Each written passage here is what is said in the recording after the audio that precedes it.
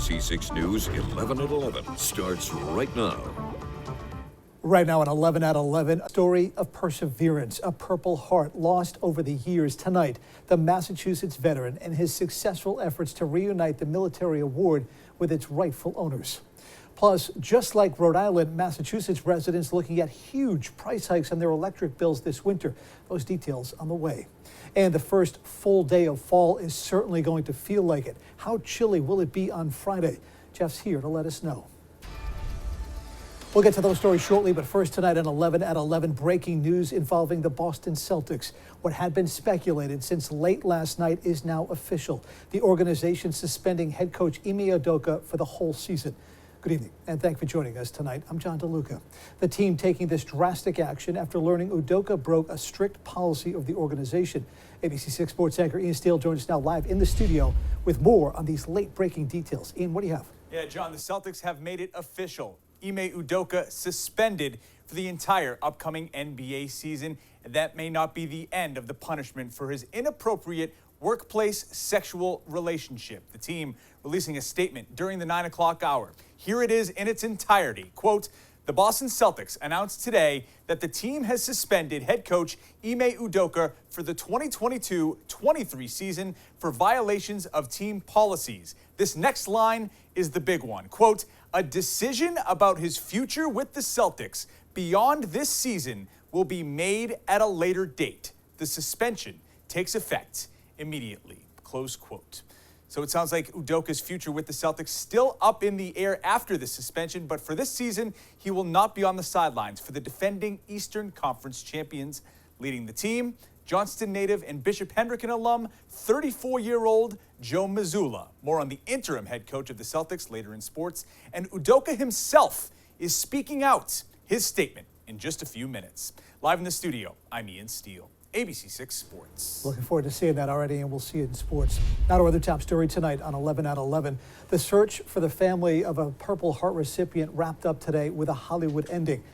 Here's the backstory. The true hero, an Irish immigrant from Massachusetts, died serving in World War II. Over the years, though, his Purple Heart got lost in the shuffle, with the only clue being his name etched on the back. Well, tonight, his family is rejoicing thanks to the hard work of an Attleboro veteran on a mission.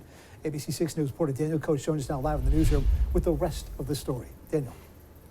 Well, John, Hugh Farron called Dorchester home for roughly 15 years. And after paying the ultimate price serving our country during World War II, it took some luck of the Irish to find his family. So the medal and his memory could be returned to where it belongs.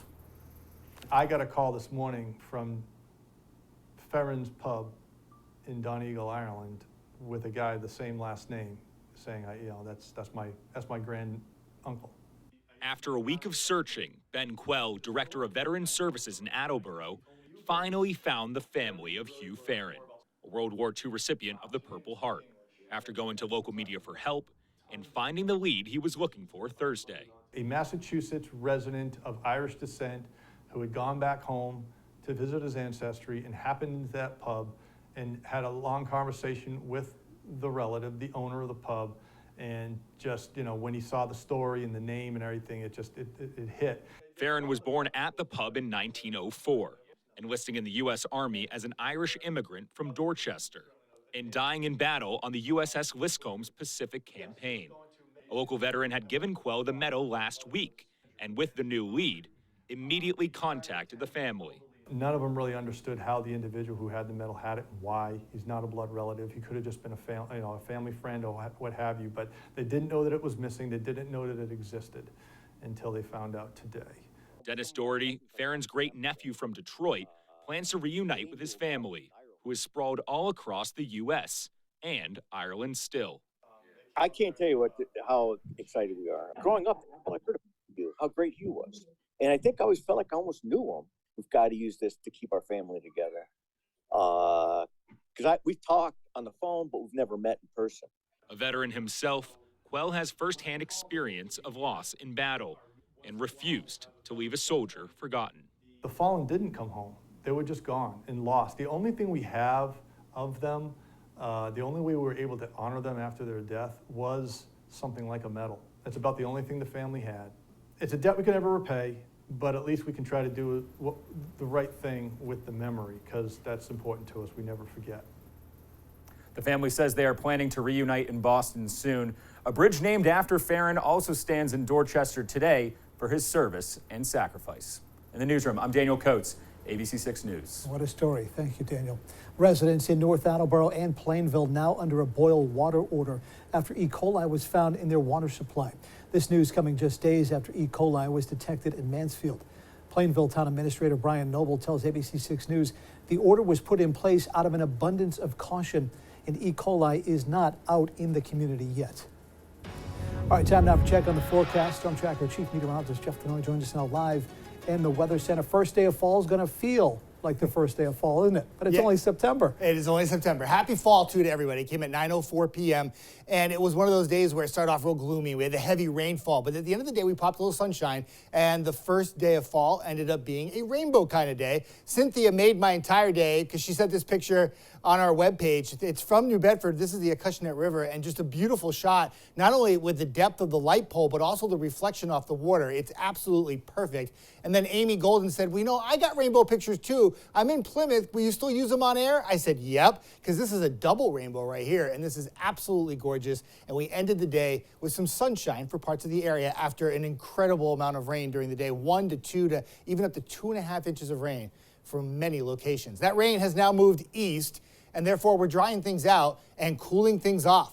Temperatures in the mid to upper 50s right now, but the drop is not complete yet because we still got to fall all the way back into the 40s by morning. It'll be a breezy morning tomorrow and a breezy day. So at the bus stop tomorrow, heavy jacket, light sweatshirt, whatever you want to wear, but it's just going to be a little different because this is temperatures that you would see more like at the end of October, not for the middle to the end of September, and it stays really chilly for Friday night. We'll take a look at that and the weekend, all coming up in just a moment. John? All right, Jeff, thank you. 47 in the morning with a breeze. That'll get your attention.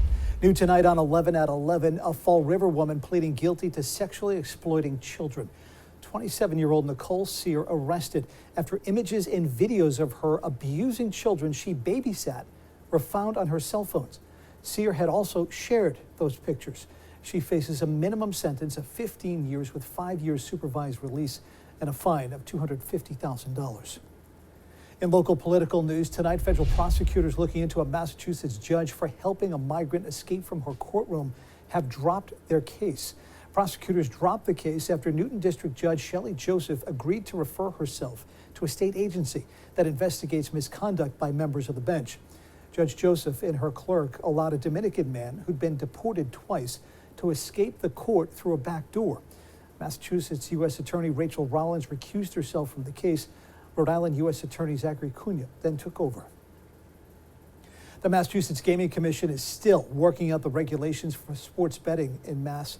Today, the commission met with 21 mobile gaming companies like DraftKings and FanDuel. Now, the commission needs to figure out how to implement mobile gambling licenses for these types of companies.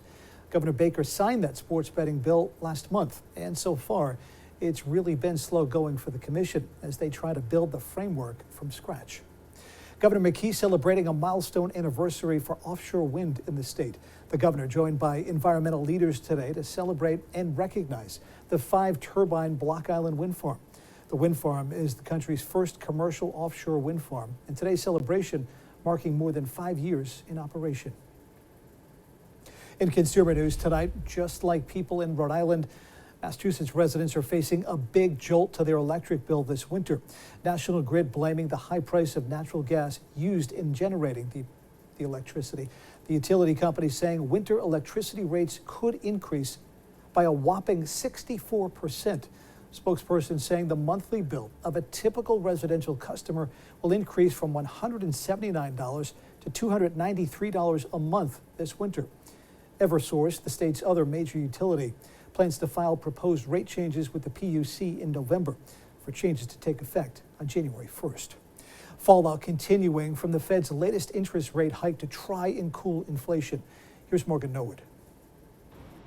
Millions of Americans now wading through another round of economic pain as the Fed once again hiking interest rates by another 3/4 of a point for the third time since June, all in efforts to fight the historic inflation. We have got to get inflation behind us. I wish there were a painless way to do that. There isn't. This means home loans are more expensive. The average 30-year fixed mortgage rate nearly doubling since January, now above 6%. And here's the breakdown on this. 1 month ago, to buy the average $440,000 home, you would have needed to make monthly payments of about $2,000. Today, that same house will cost you $2,200 per month. The housing market doesn't do well in a rising interest rate environment. And that's because consumers are relying on mortgages in order to become a homeowner. And what we've seen since the start of this year is that millions of Americans have now been priced out of homeownership. Which in turn means many of those potential buyers are now forced to rent. But rental rates, along with the cost of groceries and gas, have also skyrocketed, up 6.7% from this time last year, outpacing wages. If nothing comes up or there's nothing that sort of is affordable, then, I will just wait. But the news isn't all bad. A new Redfin report shows the housing market is actually cooling off, happening from coast to coast. Buyers are able to go in now and not have to pay $100,000 or $200,000 over list price, and they're able to negotiate all their traditional contingencies. And the big question is whether this decision from the Fed is signaling a coming recession. And look, more economists say that's likely. But the bottom line in the consensus opinion here is that still, even if there is a recession, it'll be a short and shallow one. I'm Morgan Norwood, ABC News, Los Angeles. Still to come tonight at 11, Providence's mayor-elect not mincing words about RIPTA, again leaving students with no ride to school this morning. Plus, a lot more regarding the stunning Ime Udoka news, including reaction from Joe Mazzulla's high school coach to him taking over the Celtics this season. And say hi to Oki. Yes, he's adorable and very cute, but he also excels at his very important job at an elementary school in Massachusetts. You're watching ABC6, Southern New England's trusted news source.